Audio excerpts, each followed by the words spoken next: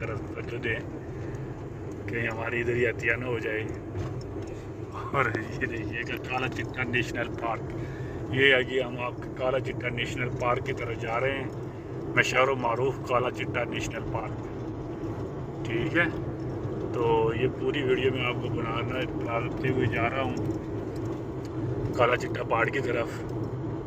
तारीखी पस मंज़र तो मुझे उसका नहीं पता है, लेकिन फिर भी मैं आपको बताता चलूँ कि काला चिट्टा पहाड़ के बारे में बहुत लोगों ने सुना है और अभी उसका नेशनल पार्क भी आएगा।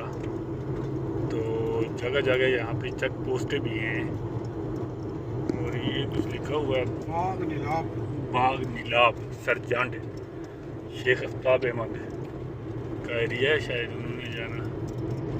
तो ये देखिए ये लिखा हुआ है मम्नू अल्लाह का नो एंट्री